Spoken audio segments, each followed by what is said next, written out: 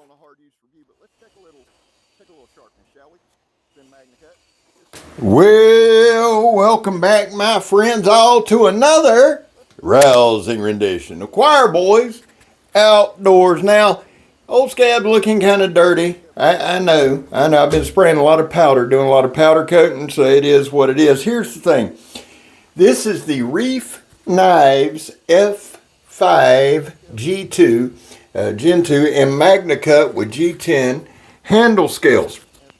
It was sent to me to check out by Reiff Knives. It's important that you know that. I don't care if you know it. That's why I told you.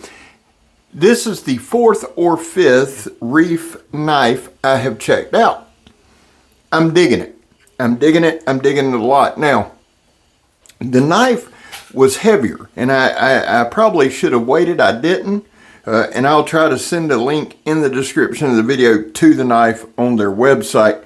A little bit heavy, but it's handle heavy. So when a knife is handle heavy to me, I like that. Anything other than a chopper. This is not a chopper. I like when a knife is a little more handle heavy. It's just, for me personally, at this stage where I'm at, it's just a little easier for me to manipulate. Let's jump into this thing now. Magnacut, as you all know, according to the Gospel of Lairn, God knows we got to mention him when we mention Magnacut, is a phenomenal steel. Ask anybody that's listened to Lairn, they'll tell you the same thing. Here's the thing. I haven't used enough Magnacut, and I can't tell as enough of a difference with it to jump up and down about it. I will tell you this. I'll tell you a couple things. I think Reiff does their heat treat really well, and that's what I've seen over these past 4, 5, 6 reviews, and that matters. It does matter. Now, I have had great success, and I know that I'm holding that off screen, and I'm sorry about that, but I cut it. And here's the thing. I wanted to demonstrate how much I cut with this thing. Back to Magnacut. I think Reiff does a good job with their heat treat. And here, I will say this. I have used some Magnacut that wasn't done particularly well. There's a difference. Of course, you can say that about any steel. So I'm still kind of in that finding out stage with it. The specs on this knife are as follows, and I do pull them myself. We have an overall length of 9 7/8. We have a blade length of 5 inches. We have a cutting edge of 4 3/4. Now, the inner grip of this knife is right at 4 7/16, or 4 3/8. We're going to be honest. The inner grip's 4 3/8. And that's, for you guys that are wondering, the inner grip is where your knuckles rest in a conventional grip. 4 3/8 will fit any hand on the planet. They give you plenty of room there. The handle, actually, the way they did it, the ergos of the handle, it contours. It has a nice palm swell to it. The bottom of it, the pommel, flares a little bit so you can get a really good grip. Now I want to take a second. It has like diagonal lines in the G10.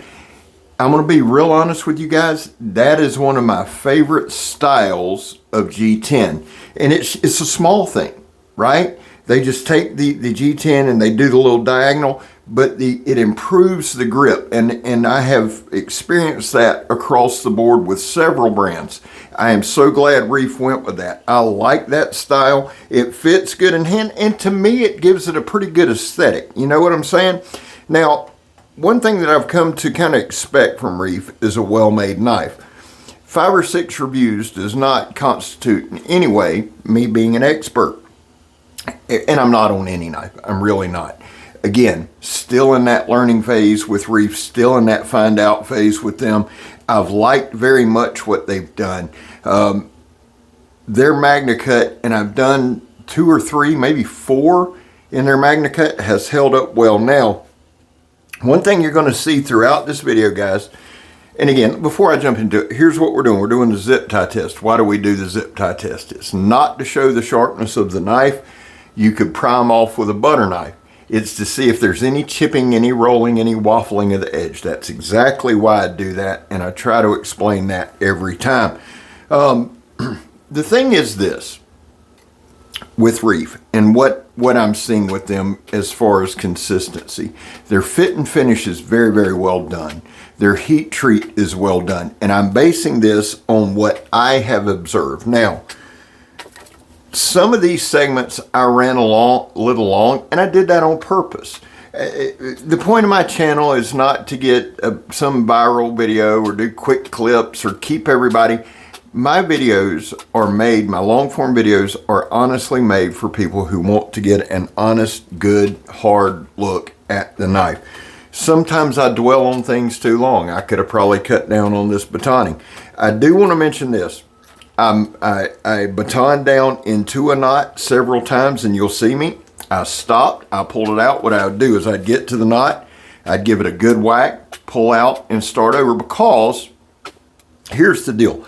I wanted to be realistic. And if I'm being realistic, one, if I do any batoning at all, it's typically smaller pieces of wood. And here in Florida, you have to do that because if it rains or a bird pees on the ground, wood gets inundated. We just have a super high humidity. So batoning in Florida is a thing, or it is for me. I don't do it a lot, but like I said, if I'm in a situation where I just need to kind of bust down and get some dry wood, I do that.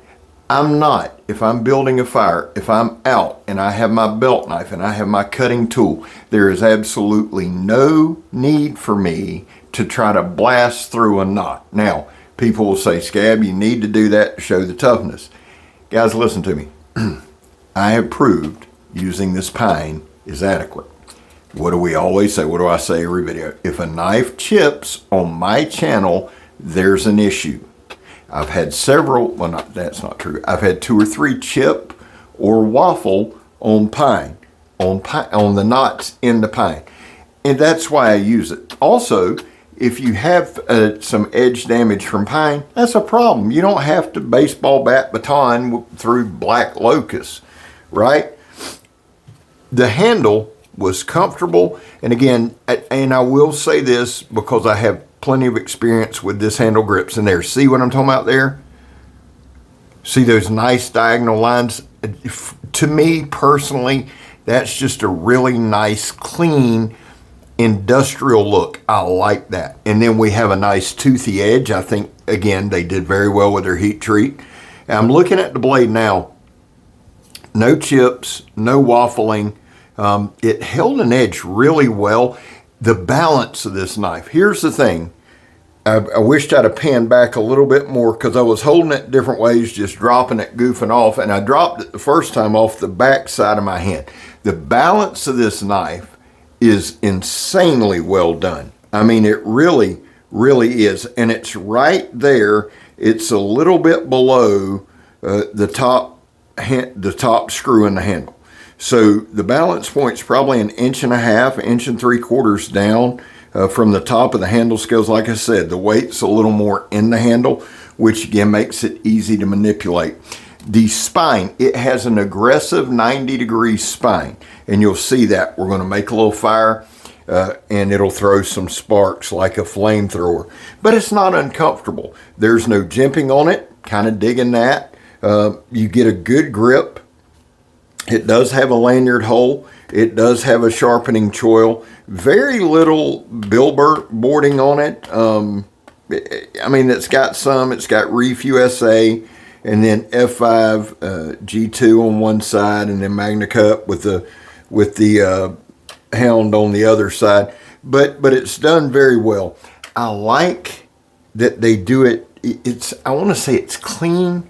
And when I'm saying clean, I mean it's not gaudy, it's not huge. It's there, you see it, you can identify it.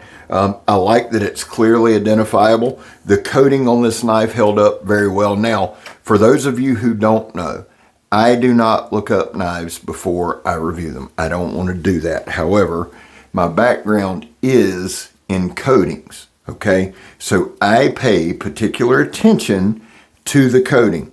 Again, Reiff does a good job with their coatings.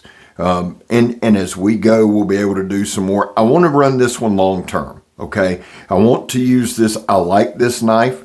The handle's solid. It's comfortable in hand. I will say this. I took it with me this past weekend to Blackie's, and I handed it to J.J. Morris and Mike Simmons and passed it around and got some feedback from them.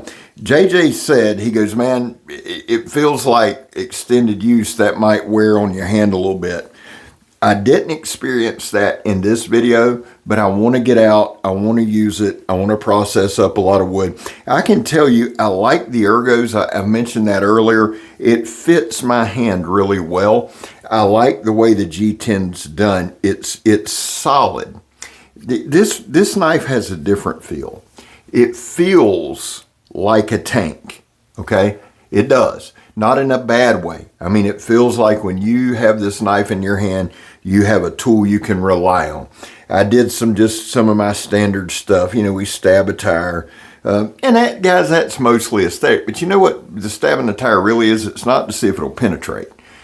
Most knives should penetrate if you apply the correct amount of force. If you'll notice when I stabbed the tire up front, I did not put my thumb on the pommel. I got a good grip and I drove on it. There was no slip. There was no slip of the handle. None. It stayed in there secure. When I was batoning, there wasn't any shock in the handle. Now, what I'd like to come back and do more towards the weekends, do a little chopping. I said it wasn't a chopper. It's not.